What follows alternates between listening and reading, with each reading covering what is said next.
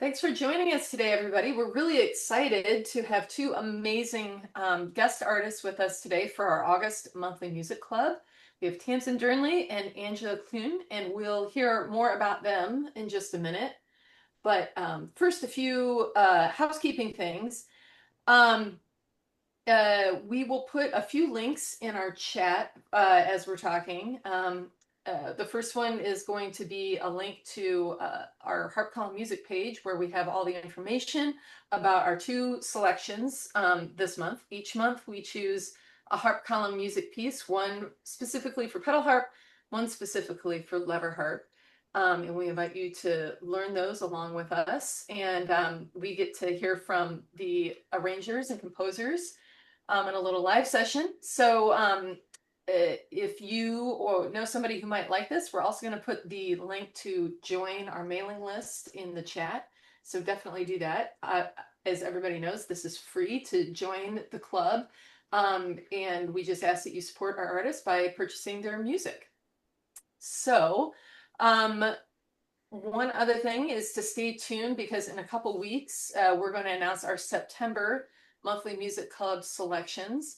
And I think we've got two really good ones. Kim, when is that coming out? Do you remember?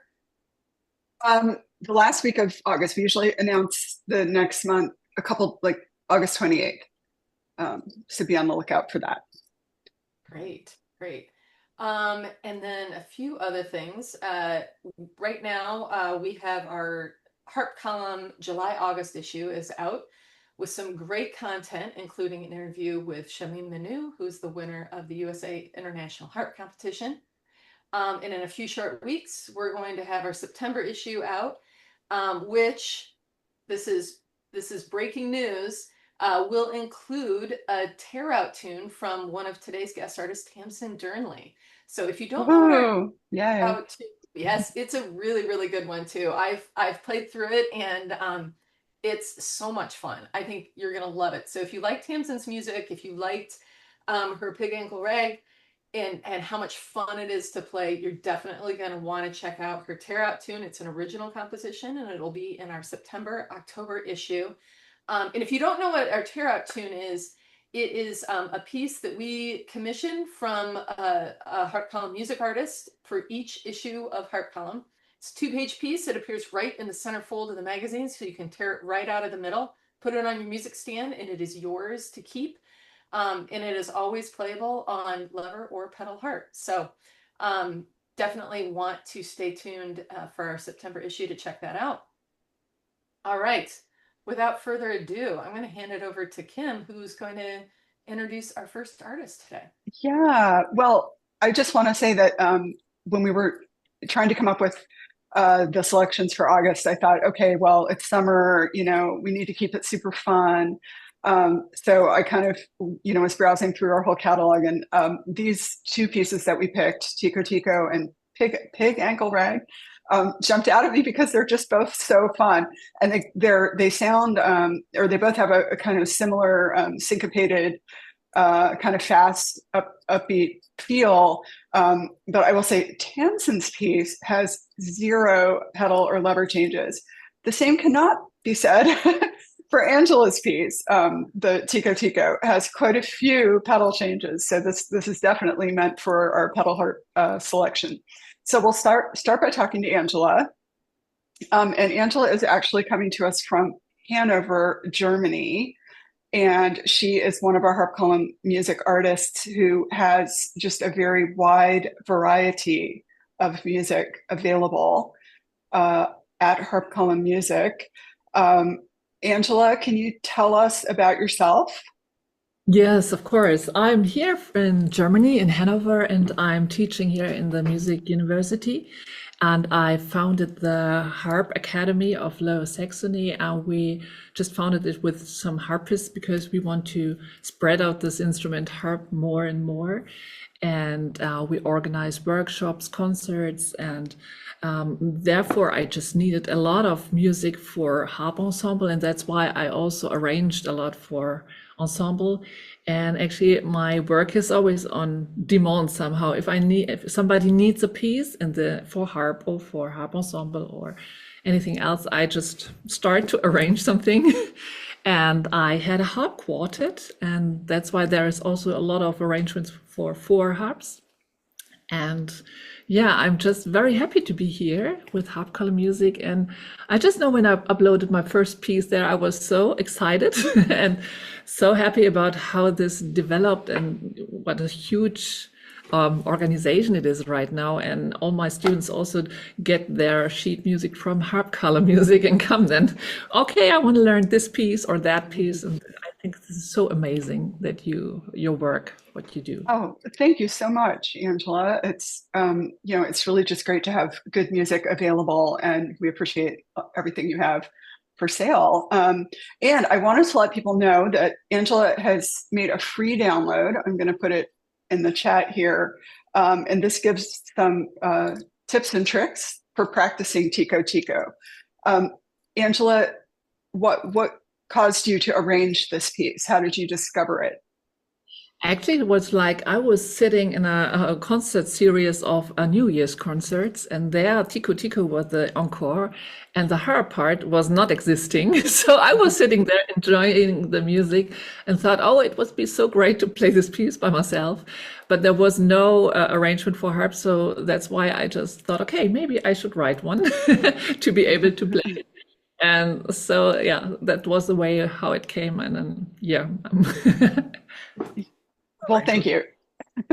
Well, I have to say, I've been sitting down kind of trying to play it myself, and it is challenging, which is both good and bad. Sometimes we want a challenging piece, but it just has a lot of crossovers. And do you have any, I'm looking at your tips and tricks. How would you suggest people to approach this piece?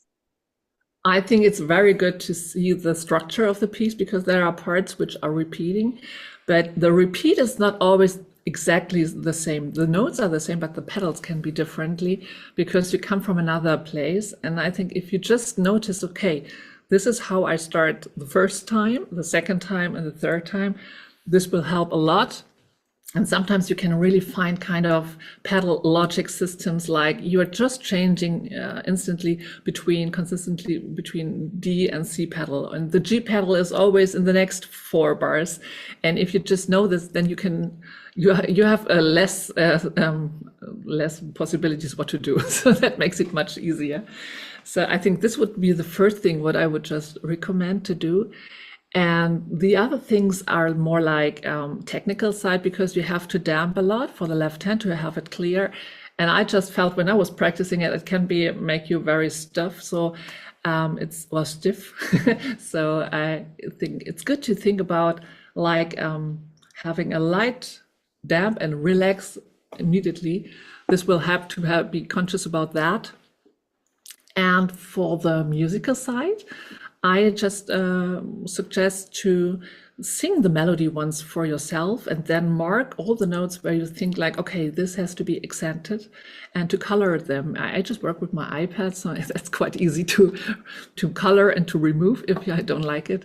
And just to be aware about, okay, these are the notes which make the piece groovy somehow. And yeah, and the last thing is maybe about the pedals slides, like you have sometimes chromatic lines, and most of the time you have to play the note twice because that makes the melody more clear. And just to think about a pecking chicken, like tick tick. So more thinking in images that I have to be very fast, then you get also stiff, I think. And there is one pedal slide which is I just wrote it, I think, on the PDF. It's in bar 66. There you can just play the note just once and then make the rest with the pedal. Yeah. So this is, I think, the important parts. Yeah. Well, I wanted to encourage everybody, if you haven't, Angela has a YouTube recording. And before she made this recording, she asked me, is it okay to do just my hands? And I said, sure. And actually, it's so great because you can really see very clearly how you are approaching playing this piece. And one of the things I noticed is actually on your tips and tricks, which is that you have a very light touch on the strings. And I think, it really helps to play a piece like this that goes kind of fast and with a lot of chromatics, and that really helped me to watch you. So thank you for doing that recording. Thank you. Yeah, that's how I do the videos always for my students because they like it to see my hands, and they also say that it helped them to get more relaxed or to get the sound idea of a piece. And yeah, so that's why I don't Yeah. prefer to show my face, my hands. Yeah. Well, Angela, do you have any other pieces in the works that we can look for in the future? Anything new coming to Harp Column Music? Actually, I'm working now on the aquarium of the carnival. Um, Ooh. yeah, because and I think it will be a I have one version for one harp, and I'm thinking of a version for two harps because this will be more relaxing. This is the next what I'm working on, I think, and yeah, I'm open for suggestions actually. If somebody needs an arrangement, I'm always open. Just write me an email and I just will try to do this because this is for me the best motivation. Oh. If somebody wants something, then I do it. And the one who is asking get it for free because yeah, I don't sell it for the first time. It's a kind of gift then. Yeah. Be careful what you ask for. Yeah. That's all I'm going to say.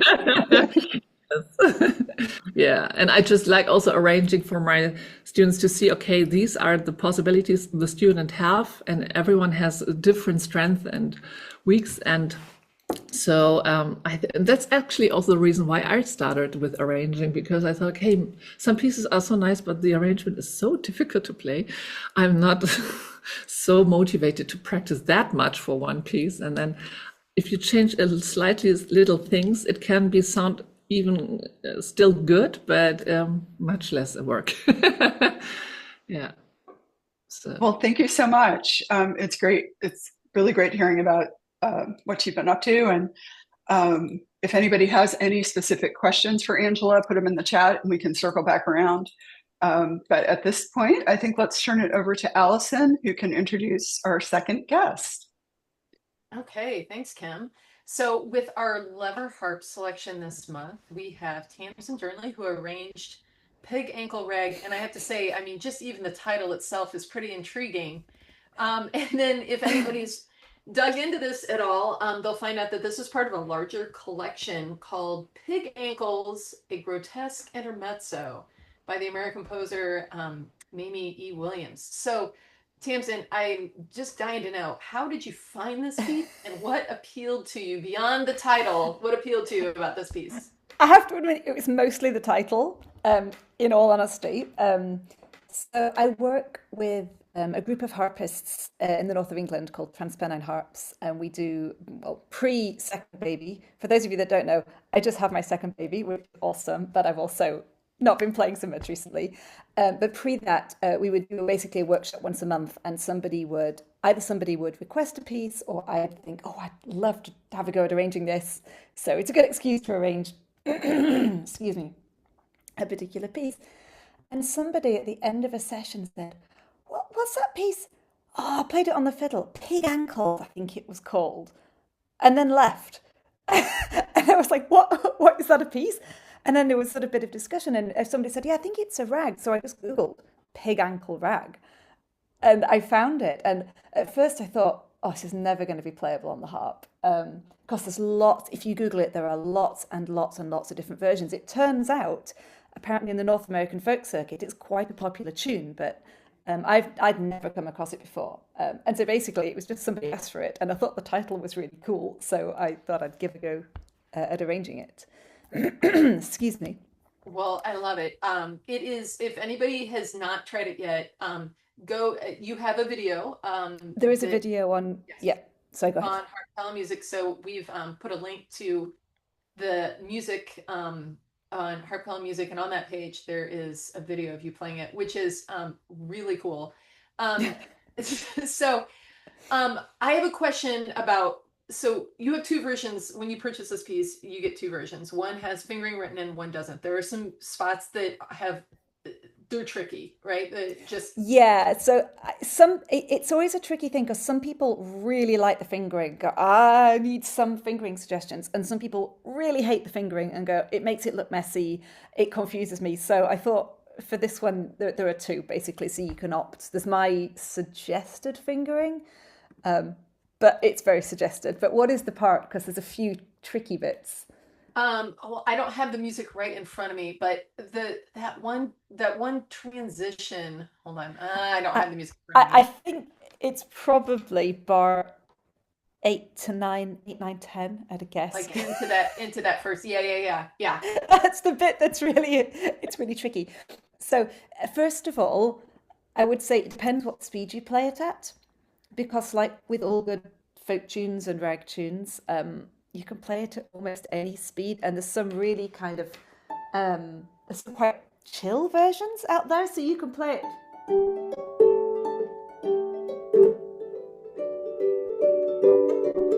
just kind of lazy swing, or you can play it sort of, really go for it.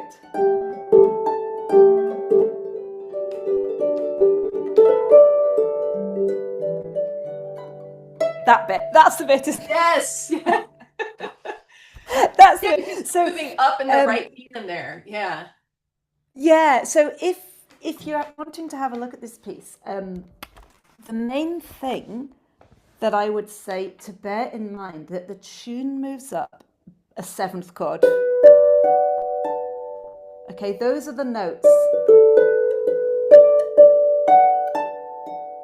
So if you sort of zoom in on that seventh and just know that it's that pattern, that's skipping a note every time, that really helps you to navigate. So in terms of fingering, what I personally do, usually, but not always, I do 2-1. So da da da. Hang on, that's not what I've written, is it?